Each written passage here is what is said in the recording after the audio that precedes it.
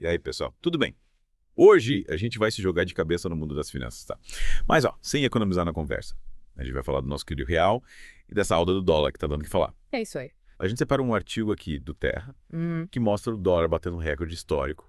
Fechou a $6.092, você viu isso? Pois é, a gente nunca viu o dólar tão falente assim. Nunca.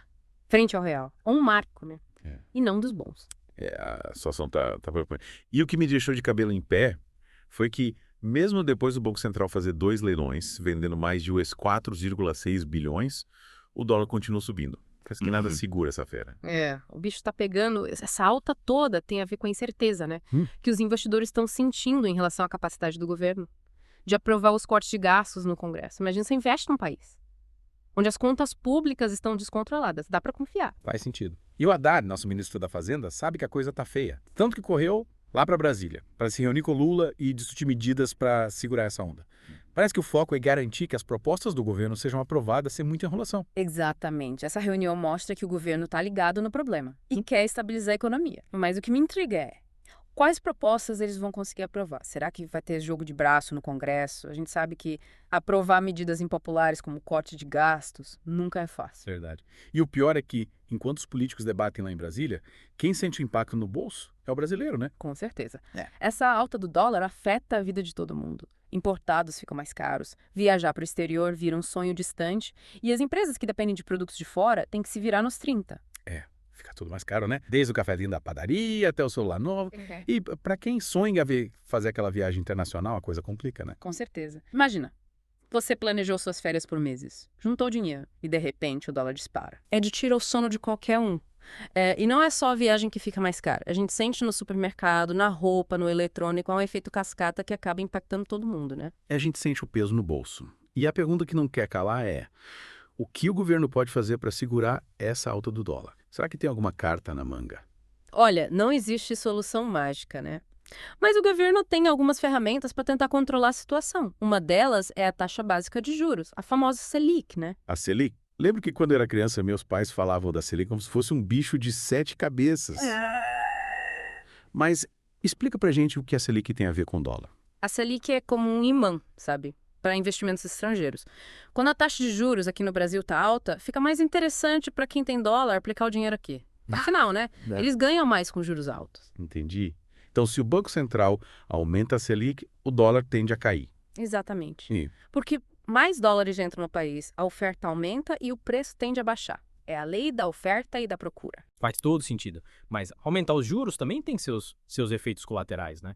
Lembro que quando a Selic estava nas alturas, era mais difícil conseguir crédito, financiar um carro, uma casa. É verdade, juros altos podem frear o consumo e o investimento das empresas. É um jogo delicado, né, que o Banco Central precisa fazer, buscando o equilíbrio entre controlar a inflação e estimular a economia. E falando em estimular a economia, o que mais o governo pode fazer, além de mexer na Selic? Uma outra estratégia é atrair investimentos de estrangeiros de longo prazo, aqueles que vêm para ficar, sabe? Investindo em infraestrutura, por exemplo, a gente melhora a logística, reduz custos e torna o Brasil mais atrativo para os investidores. Verdade, um país com boa infraestrutura, com menos burocracia, é muito mais convidativo para quem quer investir. Mas isso leva tempo, né? Não é algo que se resolva da noite para o dia. Com certeza. Fortalecer a economia e estabilizar o real é um trabalho de longo prazo. Exige planejamento, investimento e também um ambiente político, né?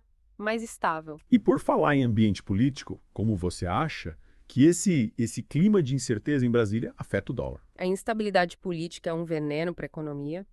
Quando os investidores não confiam no governo, eles ficam com o pé atrás, preferem esperar para ver o que vai acontecer.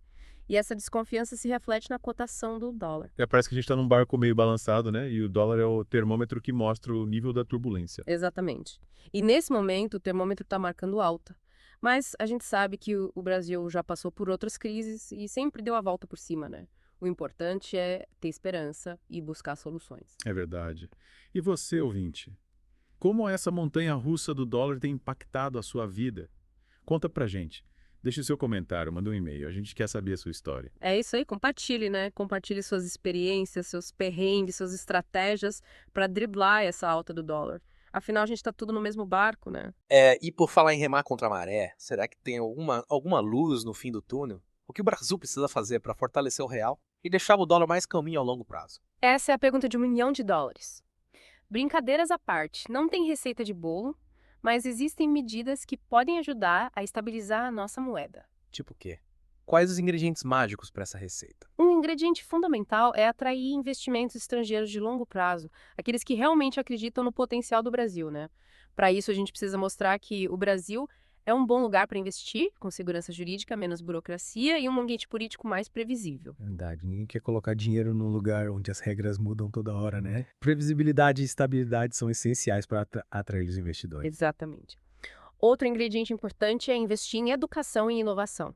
Um país que investe no seu capital humano, que forma profissionais qualificados e incentiva a pesquisa e o desenvolvimento, tem muito mais chance de crescer de forma sustentável e fortalecer a sua moeda. Faz sentido, investir no futuro, né?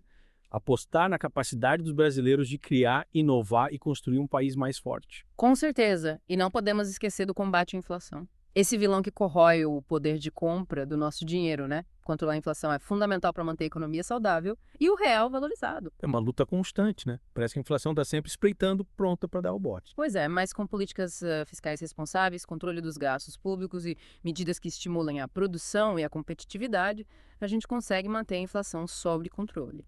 Controlar a inflação é como cuidar da saúde. Exige disciplina, acompanhamento constante e medidas preventivas. Exatamente. E assim como a saúde, a economia também precisa de um check-up regular. Monitorar os indicadores, analisar os dados e fazer os ajustes necessários são essenciais para garantir que a gente siga no caminho certo. Parece que a gente precisa de um bom médico, né? Para cuidar da saúde e da nossa economia. E um bom treinador para fortalecer o nosso real. Com certeza, mas o mais importante é que todos nós, brasileiros, estejamos engajados nessa missão.